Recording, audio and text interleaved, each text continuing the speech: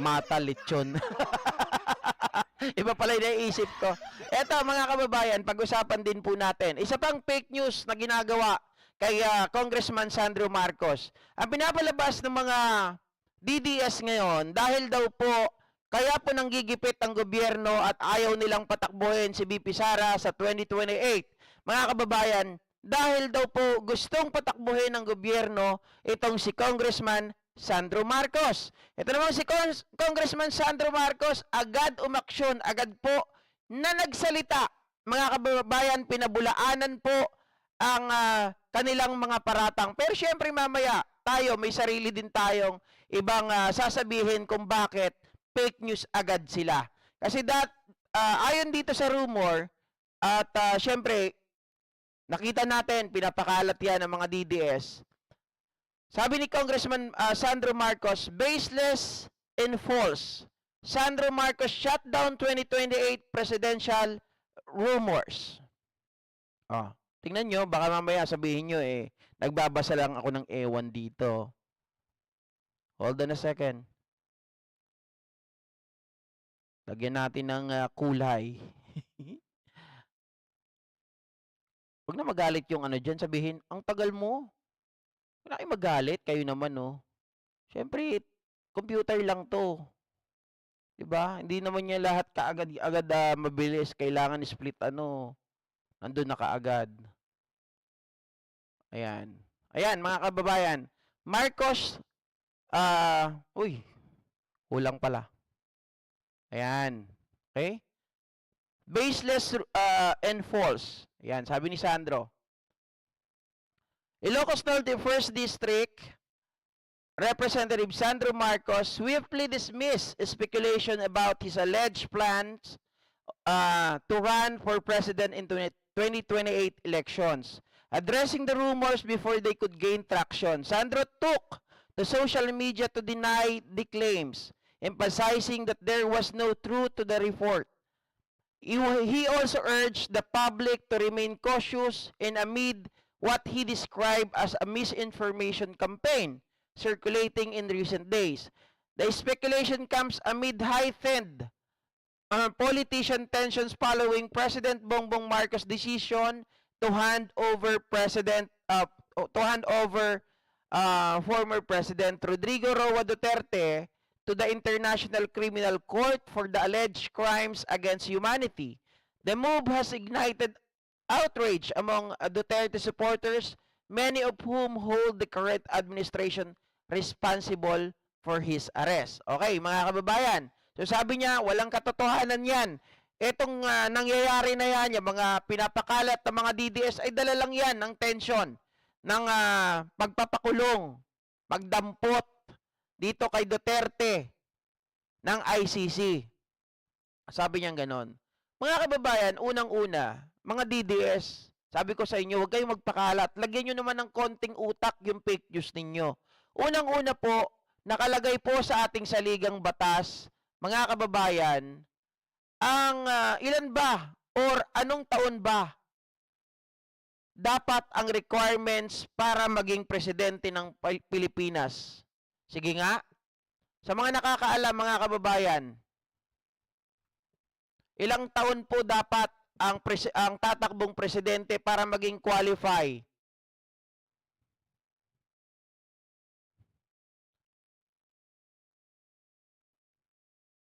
Guys, wag niyo pong hindi ko po pwedeng palakihin kagaya nung kay Takero kasi magkaiba po kami ng ginagamit. Okay? Magkaiba po kami ng ginagamit.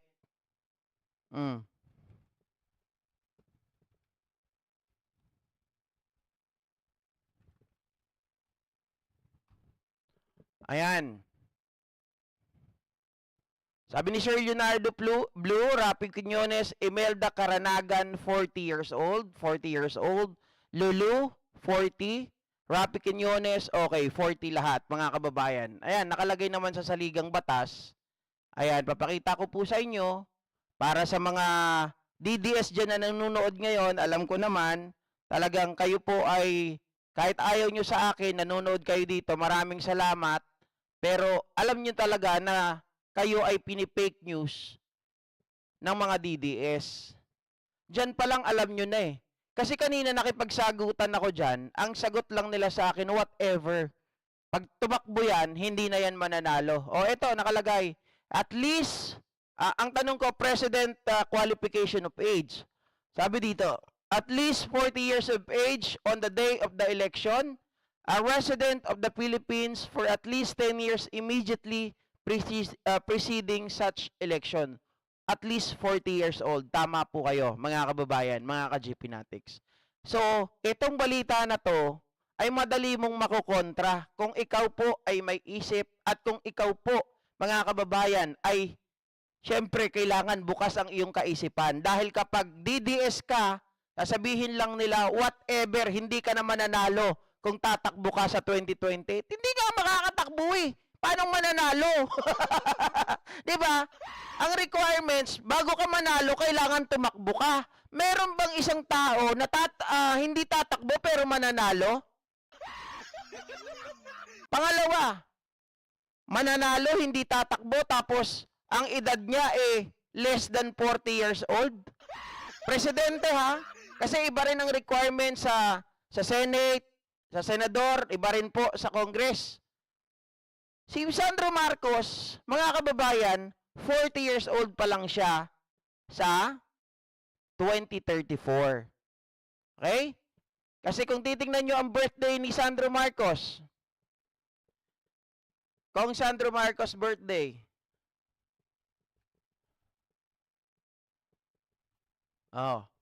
mga kababayan, nakalagay, March 7, 1994.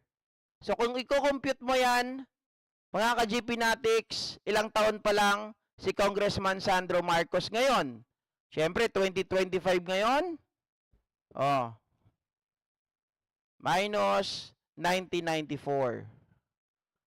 Kinalculator ko na para hindi ako magkamali. 31 years old pa lang si Congressman Sandro. Okay?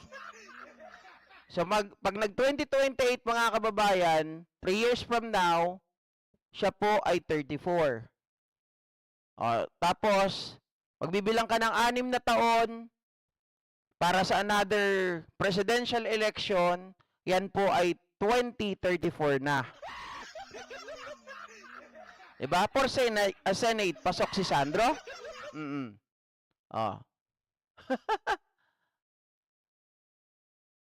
Sabi ni Mr. Information TV, exception po if naging congressman ka, at least 6 years, or a senator, kahit wala ka pang 40, papayagan kang tumakbo. Meron palang ganyan, may exception.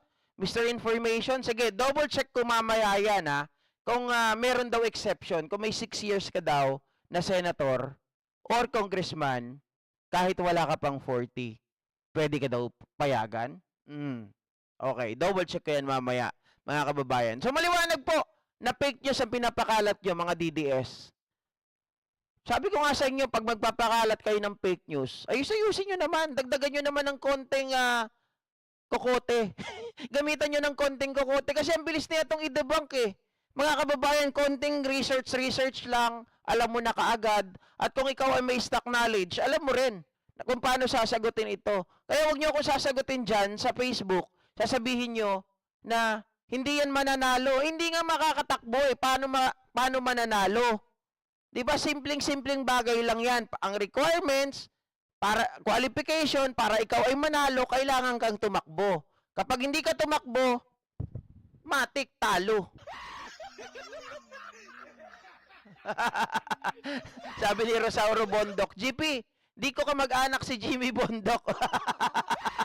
Ikaw, sir, ha? Pinglak sama na si Vico Soto, ilan? Okay, tingnan natin si Vico Soto.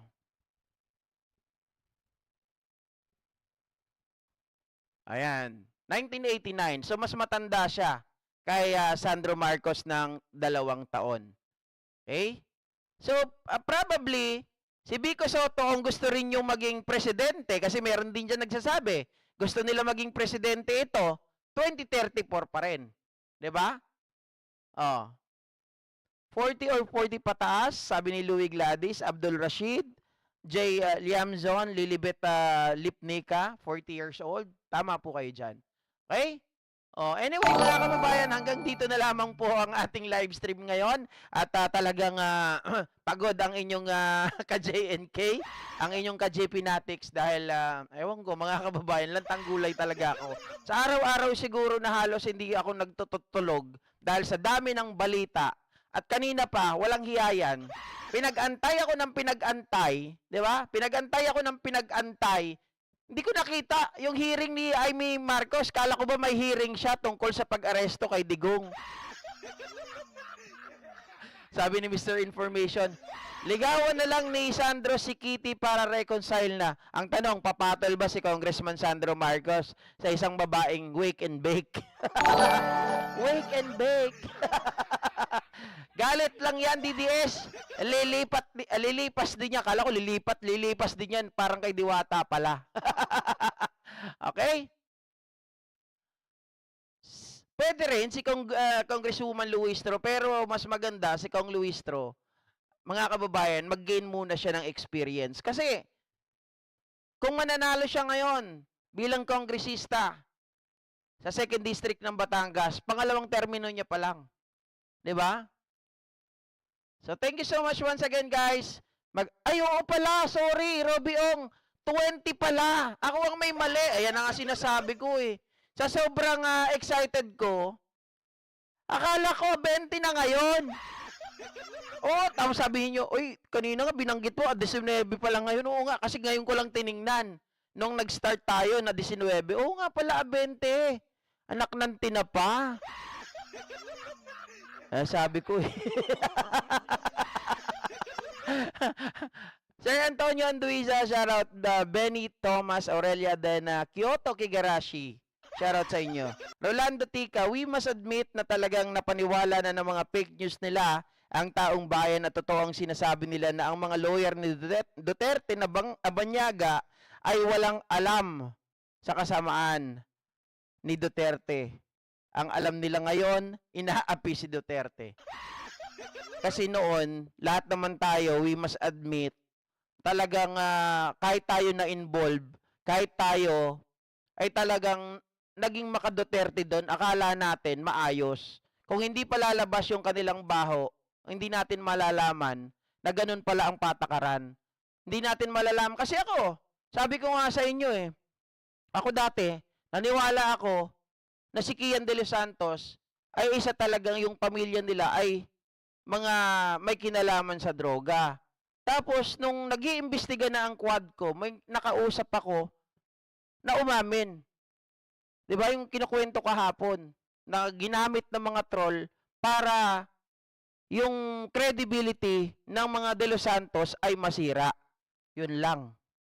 Diba? Gumawa talaga sila ng paraan para kampihan ng tao si Duterte para masira yung pamilya De Los Santos. Anyway, mga kababayan, magandang hapon po muli sa inyong lahat. Maraming salamat, Tita Etelyn Solis, Saint Benedict, long time no si dito sa channel natin, Dave Sparge, sa lahat po na nandito ngayon, maraming salamat po muli. Araw-arawin ko kayo, kabayan ko, kapatid ko, sa pagpapasalamat dahil sa inyo, sa walang sawang suporta, Cap JM, Benny Thomas, Aurelia Dena, Kyoto Kigarashi, Tita Leticia Fernando, diba? Vance Dom, si Melda Karanagan, lahat ng mga sumusuporta sa channel na to. Rihanna De Ray Rodriguez, salamat po muli sa inyong lahat.